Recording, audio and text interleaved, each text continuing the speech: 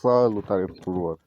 Eu sunt Andrei și în acest episod vreau să vă prezint iepurii mei. Aici am un mascul californian. Să scot un pic.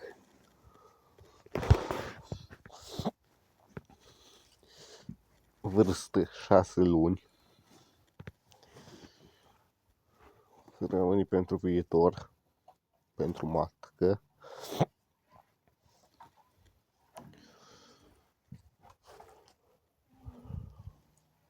Șase luni are.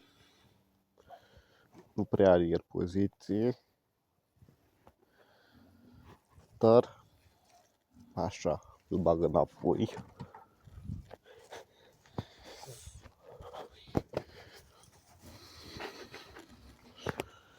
Așa. Aici o femeluță de californian, pe Havana, pigmentul. Tot 6 luni. Nu-s frații sunt din cuiburi diferite. Năpărește.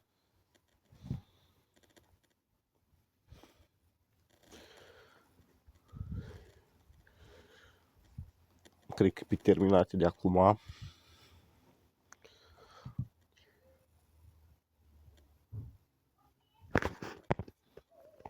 Așa, o bag înapoi. Aici am un mascul de californian, frate cu femeluța, care am arătat-o adineauri.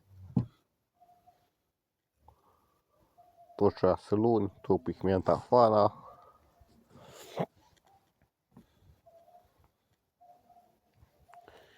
Tot pigment afară, posibil disponibil. Și femeluța e disponibilă. Se poate da și montată, dar acum nu vrea că năpărește.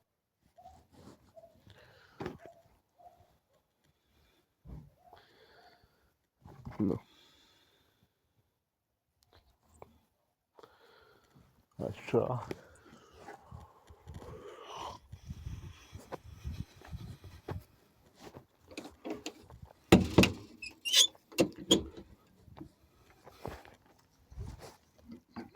Aici am o femeluță direct tricolor, care trebuie să fie pe 12, luna asta octombrie.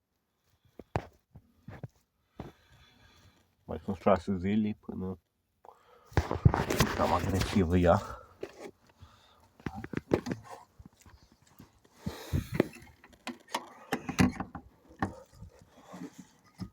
Aici tot o femeluță direct leopard.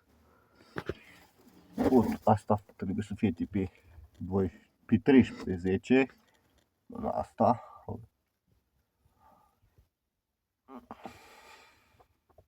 Are un pic de borstă, se vede.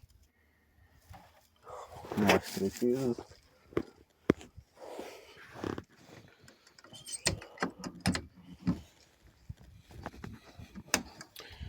Aici tot mascurul direct.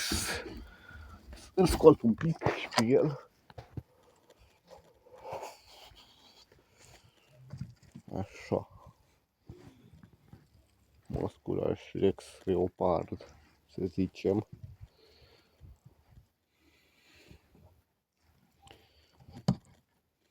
Nu le știu vârsta.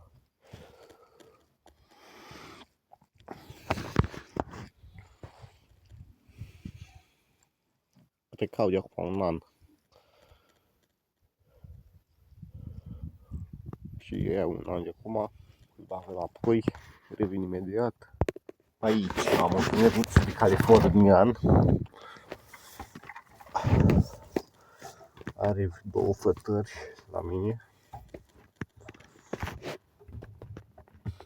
E mama la masculul primul care v-a arătat. Un an jumătate.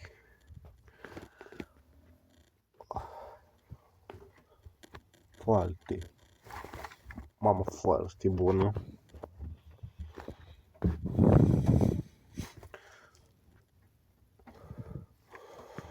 Așa.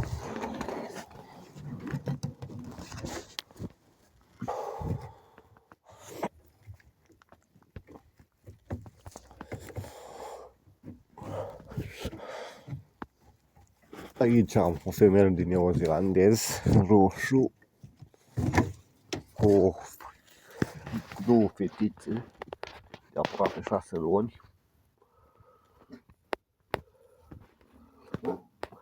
Fetele ei.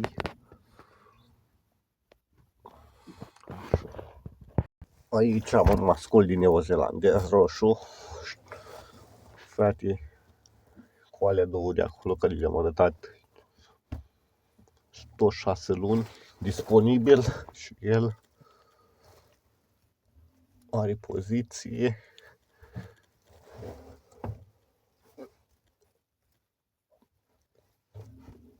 Frumos. Revin imediat. Aici am două femeluțe de fluturi german, răsăpură, și una de haicol cu fluture. Să scot o femeluță. Așa. Au de acum 5 luni.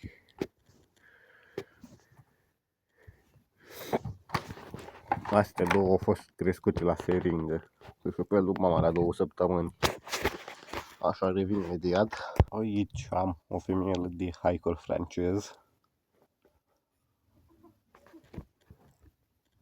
care-i mama la femeluța aia neagră. Tot a avut o două fătări. Aici am masculul de fluturi german, tatăl la alea două femele, rasă pură, cum se vede. Aici mai am un mascul de californian, frate cu femeia aia matură, tot un an și jumătate are, foarte activ, activ, așa. Aici mai am un mascul din neozelandez, roșu, foarte activ, tot de 6 luni.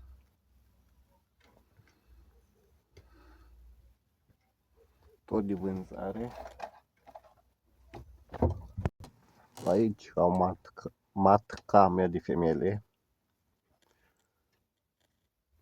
californian, 3 femeluțe de californian și 2 de haicol. Așa. Și aici am o femeluță de californian, tatuată cu certificat de origine. Vă arăt. Așa. Dacă se vede, trebuie invers. Vă arăt. Vreo 25. O mamă foarte bună. La prima fătare a avut 9 pui.